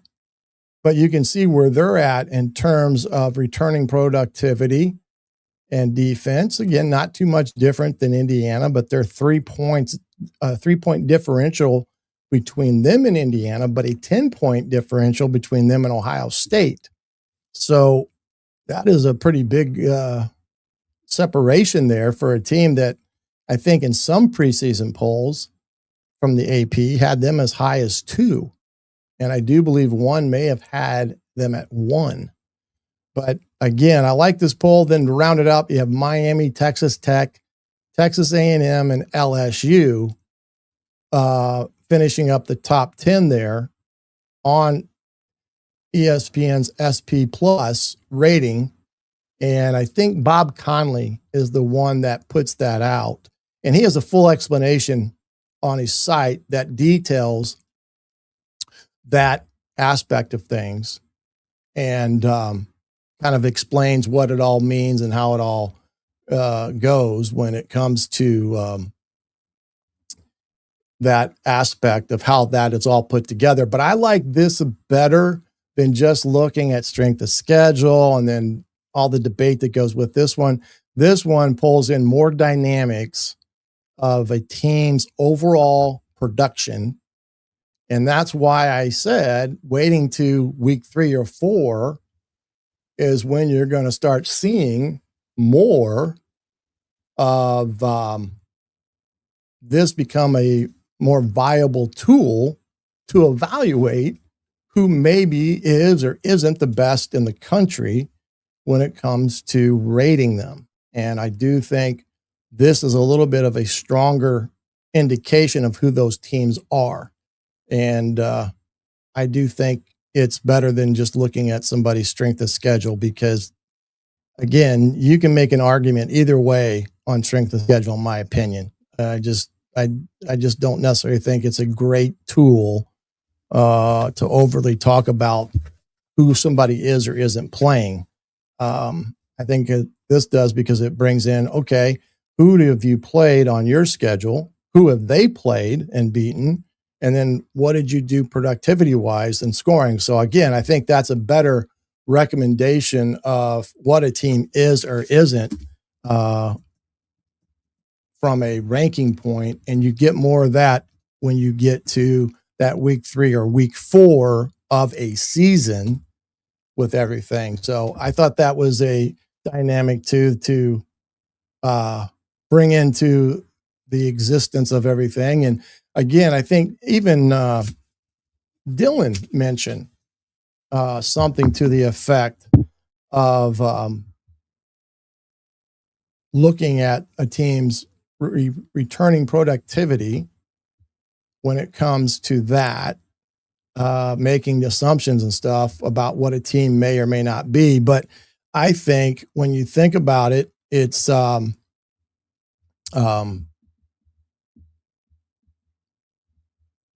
tool that many do utilize to its fullest in that respect. So again, it'll be interesting to see how it all plays out. You know, it'll be interesting to see where USC ranks in all this when it comes right down to it, as they are right now on Indiana's schedule for the first time, coming into Bloomington. And when you talk about Indiana's schedule for this year, and I'm trying to pull it up here real quick. Let's see if I can share it here so everybody has something, but I'll read it out loud, of course, because we want to make sure as of you out hearing us today, whether it be from down south in Evansville to up top in Hammond, Indiana, they can hear what we're talking and seeing. But Indiana opening up with, let's see here, if I can get this up and added to the stage. Yeah, it isn't great. Sometimes when you do this, it doesn't come out the way you want it, but we'll just deal with it in that respect. But as you can see right now, Indiana does open with North Texas, a team that really good last year, but of course that team and head coach of a lot of them went on to Oklahoma State.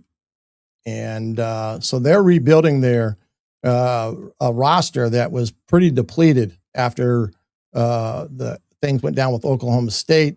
Neil Brown is the head coach there. If that name sounds familiar, he was at West Virginia. He set out last year. I think he was an analyst for Baylor or something like that, but he's the new head coach there. Then you got Howard coming in to Indiana. Just a quick reminder, that North Texas game is going to be on Fox, and that will be the first noon kickoff game of the year. So Indiana is having Fox on campus the first week. Howard comes in for that second game. That will be broadcast by BTN right now. Both of those first two games at noon to start the year out. And then Western Kentucky comes in at home, which will be a good test. Again, Western Kentucky's had some good teams over the years and well-coached group there. That one will be on Peacock. And remember, if some of these games that occur on Peacock, I don't know what their subscription for this year is, but I think it was something like $5 at one point. You know, if you want to watch those games, including what basketball games will be on there, it's well worth to get it and have it. And then when the season's done, you can always cancel it. But that one will be on Peacock. That's a 4:00 kick. And I'd be interested to hear what people have to say about when they prefer games to be played. I'm always a noon person. If you ask me, I really like the noon games, but I'm not sure everybody feels the same way on that one. I really don't like the night games. I just, that to me kind of goes against tradition and stuff. But then they come in and start the Big Ten season with Northwestern coming in. Chip Kelly, the new OC there. That's a Friday game there in Bloomington. That will also be broadcast by Fox at 8 p.m. And you can bet that will be an interesting game with Chip Kelly now running the offense there. They brought in some really good transfers there at Northwestern.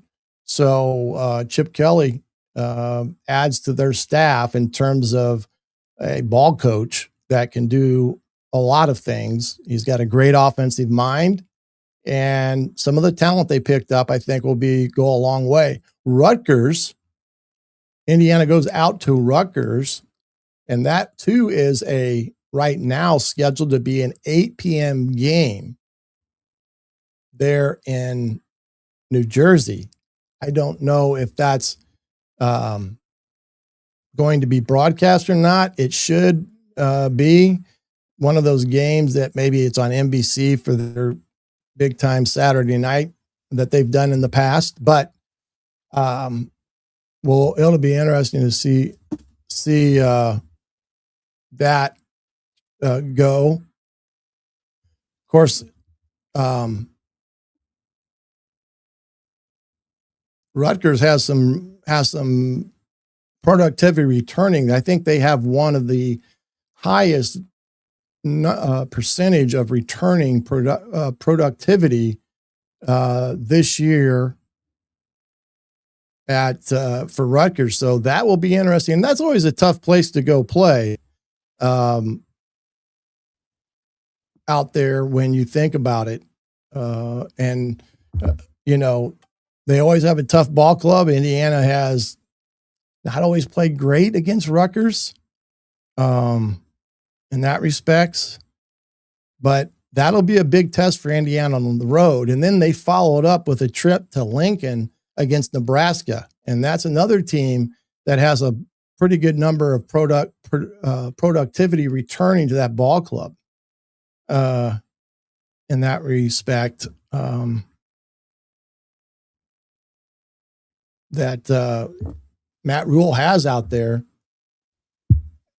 in Lincoln, but that one is also on October the 10th as they start getting into these October games. Now, no time has been announced for that one, so that'll kind of be a wait and see, but that'll be a huge test. And this is the 3-game test that I was talking about, that just like last year, Indiana had 3 games that we're going to have in that respect. So we'll have to wait and see where Nebraska is with everything, as they've got the quarterback transferred in through the portal from UNLV, and he was pretty good. I want to say it's Caliendo or something of that nature, but he's a really good player in that respect, and we'll have to wait and see where that is. But that is the game that, to me, for Indiana, was like Illinois last year. And that started that 3-game stretch of Illinois, Iowa, then Oregon. Similar to this year. They got Nebraska at Nebraska, and Nebraska is going to remember 2 years ago when they got a beat down. And that is not going to be something that they're going to forget. And I think when it's all said and done, they are going to have that game circled on their calendar and be ready for the Hoosiers. But that will be the first one. Then Ohio State comes to Bloomington. And, of course, that will be a game that will be the start of where Indiana has a home game against the preseason number 1. They get them at home. And that will be a interesting ball game, because Ohio State will not be able to buy up all the tickets like they have in the past. But that's the second game of that big 3 that I talked about, of the challenge that they face here heading into this year. And then after that, they head to Ann Arbor to take on Michigan. And that will be, of course, a place that Indiana has not done great. And again, a big test there, as Kyle Whittingham is now the head of the program there at Michigan, came in from Utah, really good coach. And we'll have to see how that all plays out, where Indiana is at that time. And then, of course, they get another week to come back home and enter against Minnesota. And I see our friend, Mr. Jim Coyle, trying to jump in here, I guess. But Minnesota comes, and that's a game you got to circle from Indiana's standpoint. You're playing 3 games there with Ohio State and Michigan back and coming back to against Indiana at home against Minnesota. We got Bob Kravitz here finally. Hello, Bob. How are you doing, my man? After many technical difficulties. Well, I figured so. Yeah, I couldn't find a link this morning, so sorry. Apologize. Well, I tell you, we had them yesterday with this. I don't even want to go into it, but it was the same problem yesterday for myself. But we're glad you made it. Yes. Because there is a lot of things that are need to be talking about. I know you do a lot of stuff with your Substack. Got a lot of stuff there, of course. And I was looking at it the other day. The Colts picked up, was it Keenan Davis, I believe? Keenan Allen. Keenan Allen, I'm sorry. Mm-hmm. He played for the Chargers and stuff. And what was your thought on Indianapolis picking him up? Because I think they're a little uncertain with Antonio Pierce and some of that, and they wanted another veteran in the room. Well, Alec Pierce is supposed to come back.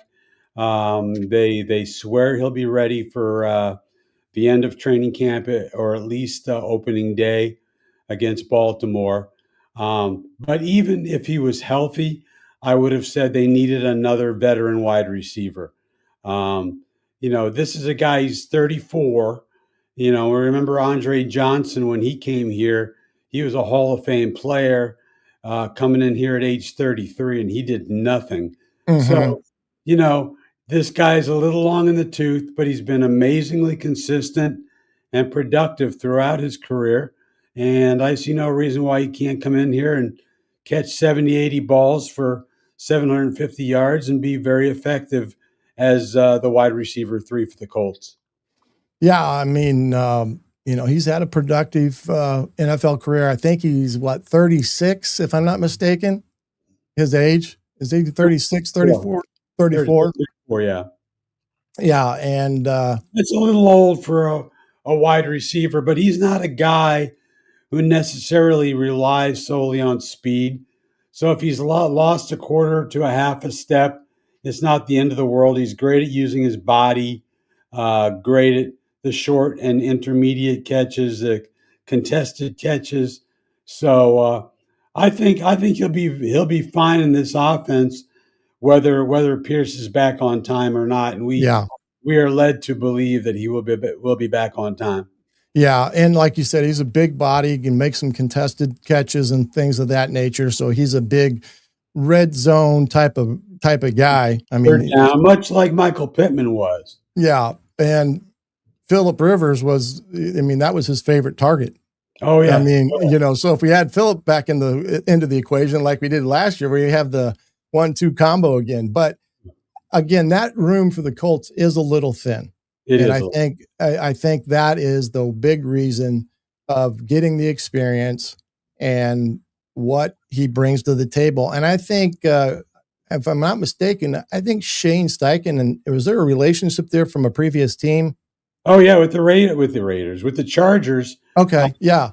Steichen was his offensive coordinator for about 6 years. So they go back a long way. This guy's going to be able to hit the ground running, and I think he's going to be a real nice target for Jones, Daniel Jones. Mm-hmm. Oh yeah. I guess one of the questions is, I think people will always ask, and I think you've answered some of it with what you said there. Is this a good move for the betterment of the team, or is this a desperation move because of XYZ when you look at it? A little of both, really. I mean, they desperately needed a wide receiver 3. Ashton Doolin is a nice special teams guy, but what's he going to give you as a wide receiver on a regular basis? I don't know. Laquan Treadwell hasn't caught a pass in years. Mm-hmm. They don't have a lot of depth over there, especially with Pierce out for the time being. So it was desperate, but it just so happened that a very good player was available this late in the process. And the only reason nobody else has picked him up is just because of his age. Yeah. Yeah, I guarantee it that, and maybe what he would cost in some respects as well, having something to do with it. But again, I think you go with a guy that you have trust in, and sure. I think Shane has that trust in him. I think he feels like he's a good locker room guy as well, especially with that wide receiver room, because he can be, that mentor, second coach, whatever you want to call it, with some of these guys. And Pierce and Downs, they could still use some of that from a guy that's been around and done it for a while. So, but does this change maybe your outlook on the Colts a little bit? Or in a minuscule way, I still think they're a team that if things go right, they can win 9 or 10 games. If they're racked by injuries, then they very well could be awful. But I had 2 questions. Well, 3 questions. The linebacker situation, I don't think they're set there. I wonder about their pass rush because they haven't established anybody on the other side of Leatu Latu and their wide receiver depth. And they've addressed one of the 3, I think, in a very positive way. So, yeah, I guess I still think they're a 9-10 win team if things go fairly right. Yeah, I think you look at their schedule. I mean, no NFL schedule is easy. Let's just face fact. The NFL schedule is not easy. They do have a tough start. They play the Chiefs right off the bat, and I think they have Washington. Yeah, Baltimore. So they're going to get tested early, but I think that's also going to tell you kind of where they're at. Yeah, even though those games are a lot early. of quarterbacks. They're playing a lot of quarterbacks who are really elusive, and we're going to find out about that pass rush early and often with the Colts. Well, you've got some good ones that can move pretty good, although some of them are getting up there in age a little bit too. What was your thought on AR, Anthony Richardson, the other night against New England? I mean, to me, it was like, man, if he could do that consistently, for the most part, there were some things you got to clean up, of course, but then you would see the value in him. But that's the problem. He just doesn't do it consistently, or hasn't shown he can do it consistently. Anthony Richardson has a chance to write one of the great stories of all time. Can you imagine, God forbid, Daniel Jones goes down and this guy comes in and leads them to the playoffs. People forget he's 8-7 in his career. Now, it's not all because of him, but he is a winning quarterback in the NFL. Now, granted, he's only completed 50.6% of his passes, which is abysmal, especially in the NFL. But can you imagine if he comes off the bench and he's a hero? I am shocked after his trade request that he's still here, but it just shows you that he really doesn't have any value. He's got more value to the Colts as a backup or as a third string quarterback than he does as a backup anywhere else. So I think he's making the best of a bad situation. And maybe after 4 years, he's figured it out. The light might go on. Yeah. Yeah.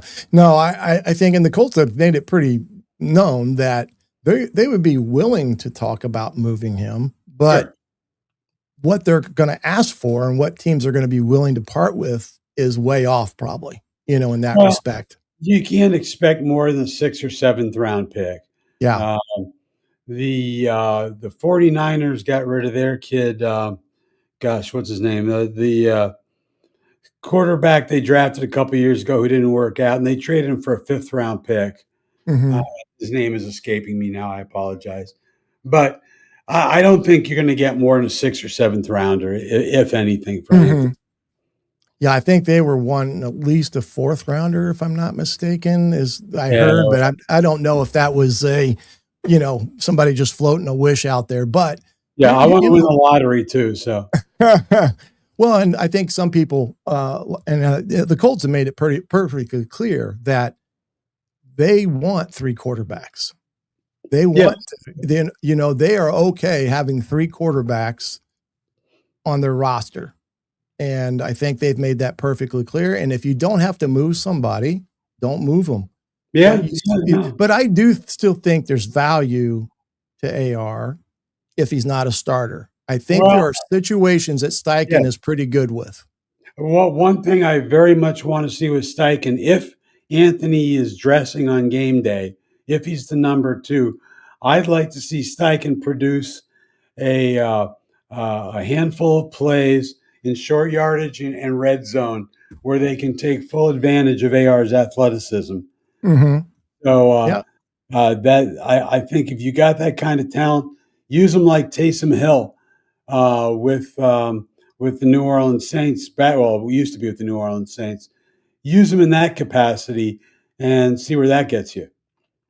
Well, he's 260 pounds, if I'm thinking correctly, and you saw some of that in the preseason game, how they utilized him. He is a load, and that's one thing that I think Steichen does a pretty good job of, is creating some things that he can use his talents and not jeopardize Daniel Jones in any form or fashion in that respect. So, I wanted to get your take on the Colts, and I read some of your Substack stuff that you have, and when I saw that trade, I thought, wow, let's see what he says and talk about it today. The other thing is that you've had the opportunity to read the book, Unthinkable to Unstoppable. It's really good, Shannon.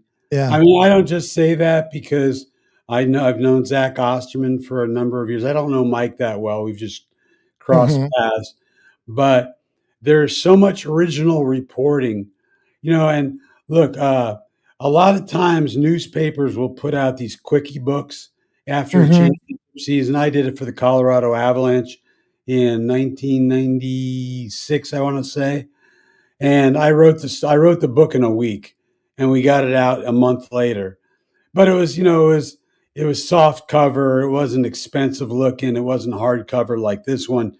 This is a really fine book with, as I mentioned, a lot of original reporting, goes into great depth about Cignetti, crawls into his psyche as best it can, talks about how he